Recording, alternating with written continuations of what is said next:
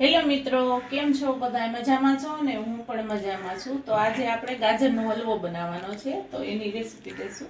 તો ઘી ગરમ કરવા રાખી દીધું છે ને 1 કિલો ગાજર લીધા છે ને મોટો વાટકો એક ખાંડ લીધી છે ને જેટલું તમે મીઠાશ ખાતા હોય એ પ્રમાણમાં રહેવાનું. થોડીક બદામ લીધી છે, કિસમિસ લીધી છે. તો આપણું ઘી ગરમ થઈ ગયું છે, તો એમાં આપણે બદામ નાખી દઈશું ને એને તળી દઈશું.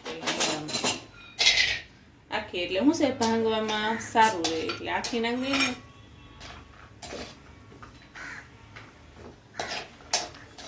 તમે કાજુ પણ નાખી શકો છો. બદામ મેં ખાલી બદામ જ નાખી છે.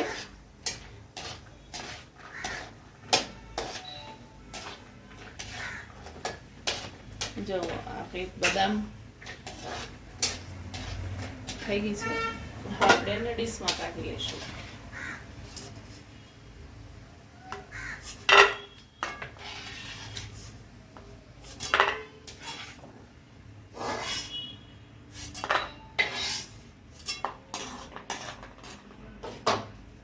એવી જ રીતે આપણે કિસમિસ, સૂકી દ્રાક્ષ આવે છે ને, એ સૂકી દ્રાક્ષને આપણે થોડીક સાતળી લઈશું. એનો ટેસ્ટ બહુ સારો લાગે છે. આપણે ઘીમાં પહેલા સાતળી નાખીએ ને.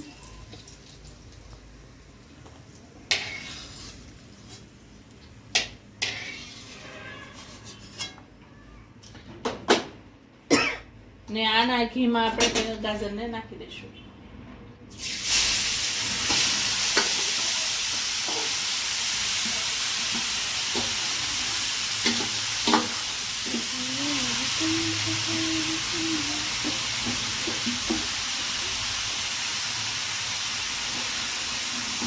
બધા ગાજર નાખી દઈએ. હવે આપણે એને લાવશું.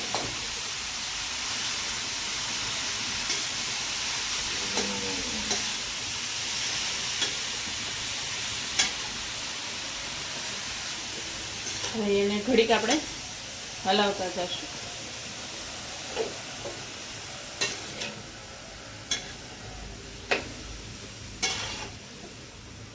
આપણે ફૂલ ગેસ કરી નાખશું ને, ધીમો કરી નાખ્યો તો ફૂલ ગેસે ઘડીક એને. મેં છે ને ગાજરને એવું સીણવાનું હતું ને, તો મેં સીણી નાખ્યા. પછી હેલીને બોલ એટલે એ તમને સીણવાનું બતાવ્યું નથી, એટલે મેં સીધા સીણી જ નાખ્યા હતા.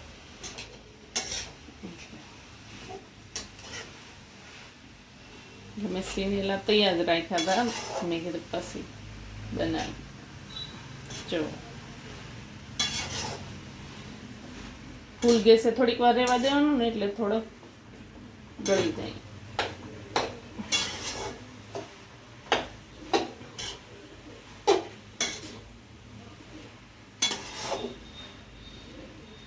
થોડીક વાર શેકાવા દેશું.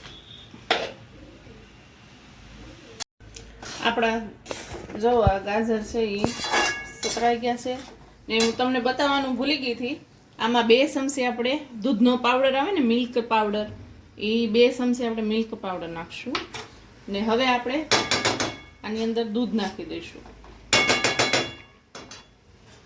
આપણે અડધું લીટર દૂધ લીધું છે, મલાઈ વાળું, ફૂલ મલાઈ વાળું છે, એ આમાં આપણે નાખી દઈશું.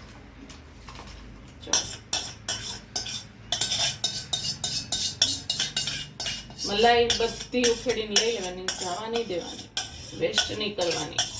જો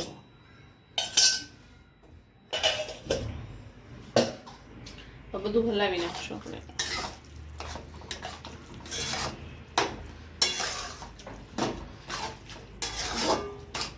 ને આપણે જે બદામ તળી થી ને, બદામના આપણે ટુકડા કરી નાખ્યા છે, ઝીણા ઝીણા કટકા કરી નાખ્યા છે. એટલે તળેલી હોય ને તો ફટાફટ થઈ જાય છે કટકા, એટલે મેં પેલા તળી નાખીને પછી કટકા. હવે આને આપણે જ્યાં સુધી દૂધ બળે નહીં ને ત્યાં સુધી ધીમા ગેસે રહેવા દેવાનું છે. તો આપણે એને હવે ઢાંકીને મૂકશું ધીમા ગેસે. જો હવે દૂધમાં એકદમ સડી જાય મસ્તનો હલવો. દૂધ ને પાણી બે બળી ગયું છે, તો આપણે હવે જો હા બળી જાય ને પછી આ મિલ્ક પાવડર નાખી દેવાનો. આપણે જે દૂધનો પાવડર લીધો છે ને,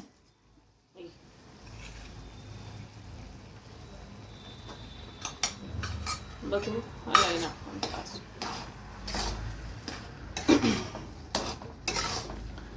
આનો ટેસ્ટ પેંડા જેવો ટેસ્ટ આવે છે આપણે આ નાખવાથી.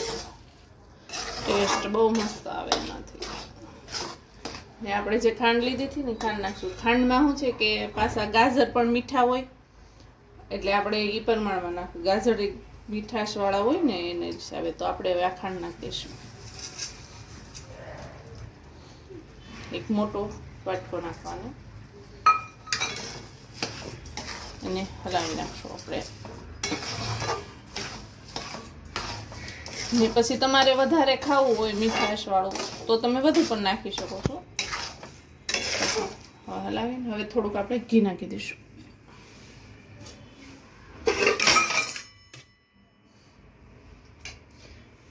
પાછું ઘી નાખવાથી શું છે કે ગાજરમાં શાઇનિંગ સરસ આવે છે.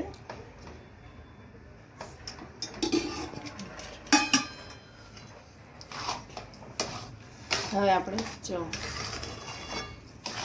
હવે જ્યાં સુધી આપણે આ મોરસ ખાંડનું જે પ્રમાણ છે ને એનું પાણી થયું છે એટલે જેટલું ખાંડનું પાણી થયું છે ને એ આપણે જ્યાં સુધી પાણી ન બળે ત્યાં સુધી આપણે એને ગેસ ઉપર જ રહેવા દઈશું. એટલે હવે ફૂલ ગેસ કરશું આપણે એને ફૂલ ગેસે પાણી બળવા દઈશું બધું. જો આપણો હલવો તૈયાર થઈ ગયો છે. બધું પાણી ખાંડનું બળી ગયું છે. કેવો મસ્ત કલર આવ્યો છે. જુઓ એમ લાગે ફૂડ કલર નાખ્યો હોય એવો.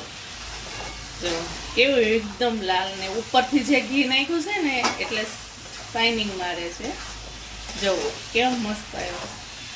નજીક આવીને જો કેવો મસ્ત લાગે છે. તો આપણો હલવો તૈયાર થઈ ગયો છે ગાજરનો. તો આપણે એને સર્વ કરીએ. ને એમાં જે આપણે કિસમિસ તળીથી કિસમિસ નાખી દઈશું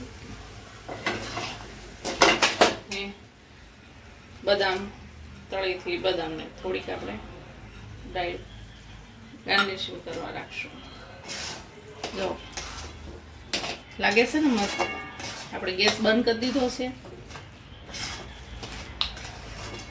બધું કરી દીધું મિક્સ. ને હવે આપણે સર્વ કરશું.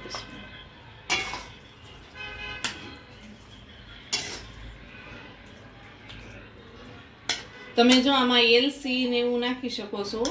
અમારા છોકરા એલસી વાળું નથી ખાતા ને એટલે અમે એલસી નથી નાખી. તમે નાખી શકો છો એલસી ઉપરથી જે આપણે બદામ તળેલી હતી ને. હાલો બધા ગાજરનો હલવો ખાવા. જો ગાજરનો હલવો થઈ ગયો છે તૈયાર. તો હાલો બધા ગાજરનો હલવો ખાવા. આ સીઝન છે ને ગાજરની તો કઈ ગાજરનો હલવો બનાવી એટલે. તો જો તમને મારી રેસીપી સારી લાગી હોય તો લાઈક શેર સબસ્ક્રાઈબ. ભલે મિત્રો બાય.